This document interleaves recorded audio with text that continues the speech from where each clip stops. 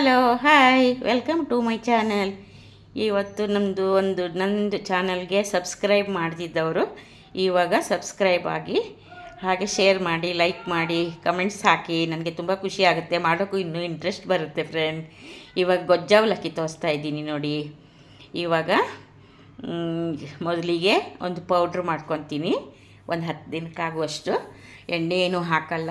ಶೇಂಗಾ ಬೀಜ 1 ಕಪ್ಪು, ಹಾಗೆ ಅರ್ಧ ಕಪ್ ಎಳ್ಳು, ಬಿಳಿ ಎಳ್ಳು, ಹಾಗೆ ಬಟಾಣಿ ಒಂದು ಕಪ್ ಹಾಕ್ತೀನಿ. ಎಳ್ಳು ಸ್ವಲ್ಪ ಕಮ್ಮಿ ಹಾಕ್ತೀನಿ. ಒಂದು 10 ಬ್ಯಾಡಿಗೆ ಮೆಣಸು ಹಾಕ್ತೀನಿ, ಯಾಕಂದರೆ ಒಂದು 10 ದಿನಕ್ಕಾಗೂ ಬರುತ್ತೆ, ಆವಾಗ ಮಾಡ್ಕೊಳ್ಳೋಕ್ಕಾಗಲ್ಲ ಅಂತ ಒಂದು ಸರ್ತಿ ಪೌಡ್ರ್ ಮಾಡ್ಕೊತೀನಿ. ತುಂಬ ಚೆನ್ನಾಗಿರುತ್ತೆ. ಇದು ಸಣ್ಣ ಉರಿಯಲ್ಲಿ ಮಾಡಬೇಕು. ದೇವಸ್ಥಾನದಲ್ಲಿ ಪ್ರಸಾದ ಕೊಡ್ತಾರೆ ನೋಡಿ, ಸೇಮ್ ಅದೇ ಥರ ಬರುತ್ತೆ, ಮಾಡಿ ನೋಡ್ಬೋದು. ಇವಾಗ 1-2 ಸ್ಪೂನು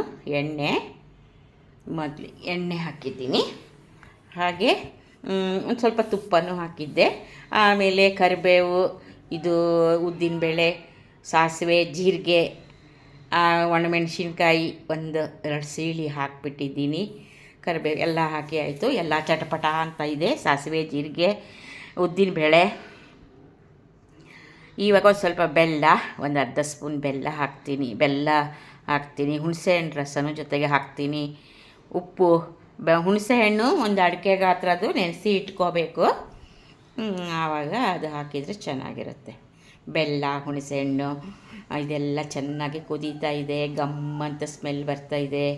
ಹಾಗೆ ಅವಲಕ್ಕಿನೂ ಇವಾಗ ಎಲ್ಲ ಈಗ ಪೌಡ್ರ್ ಹಾಕ್ಕೊತೇನೆ. ನಾನೀಗ ಮಾಡಿದ್ನಲ್ಲ ಅದೇ ಪೌಡ್ರು ಎಷ್ಟು ಬೇಕೋ ಅಷ್ಟು ಒಂದು ದೊಡ್ಡ ಸ್ಪೂನಲ್ಲಿ 2 ಸ್ಪೂನ್ ಹಾಕಿದೆ ನಾನು. ಯಾಕಂದರೆ ತುಂಬ ಖಾರ ಏನಿರಲ್ಲ, ಯಾಕಂದರೆ ಈ ಕಾಳುಗಳೆಲ್ಲ ಹಾಕ್ತೀವಲ್ಲ, ಹಾಗಾಗಿ. ಇದು ಮಿಕ್ಸಿಯಲ್ಲೇ ಪೌಡ್ರ್ ಮಾಡಿಕೊಂಡೆ. ಯಾವುದು ಅವಲಕ್ಕಿನ, ಇದು ದಪ್ಪ ಅವಲಕ್ಕಿ ತೊಗೊಂಡಿದ್ದೀನಿ ನಾನು. ಅದು ಸ್ವಲ್ಪ ಜರಡಿ ಹಿಡಿದು ಎಲ್ಲ ಧೂಳೆಲ್ಲ ಹೊರಗೆ ತೆಗೆದು ಹಾಕಿ ಪೌಡ್ರ್ ಮಾಡಿಕೊಂಡೆ. ಸ್ವಲ್ಪ ಒಂದು ಸುತ್ತು ತಿರ್ಸಿ ಪೌಡ್ರ್ ಮಾಡಿಕೊಂಡೆ.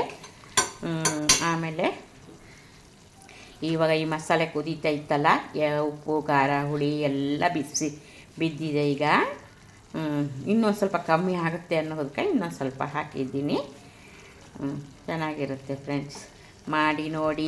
ಈಗ ಬೆಳಿಗ್ಗೆ ಮಕ್ಕಳಿಗೆ ಅರ್ಜೆಂಟಿಗೆ ತಿಂಡಿ ಬೇಕಂದ್ರೂ ಇದು ತುಂಬ ಚೆನ್ನಾಗಿರುತ್ತೆ.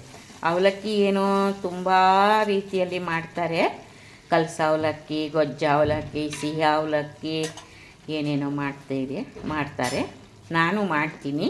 ಇದೊಂದು ಡಿಫ್ರೆಂಟು, ಅಂದರೆ ಇದು ತುಂಬ ಚೆನ್ನಾಗಿರುತ್ತೆ. ಇದು ನೋಡಿ, ಅವಲಕ್ಕಿ ಈ ಥರ ಪುಡಿ ಮಾಡಿ ಇಟ್ಕೊಂಡಿದ್ದೀನಿ.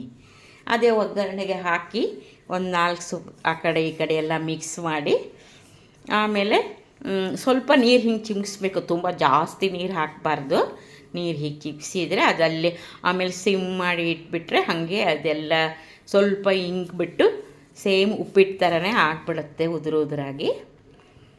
ನೋಡಿ, ಹಾಗೆ ಆಯಿತು ನೋಡಿ. ಕರಿಬೇವು, ಇದು ಕೊತ್ತಂಬರಿ ಸೊಪ್ಪು ಇವಾಗ ಹಾಕಿ, ಮತ್ತು ಕಡಲೆಕಾಯಿ ಬೀಜನ ಹುರಿದು ಇಟ್ಕೊಂಡಿದ್ನಲ್ಲ ಅದರಲ್ಲಿ ಸ್ವಲ್ಪ ಇದಕ್ಕೆ ಹಾಕಿದ್ದೆ.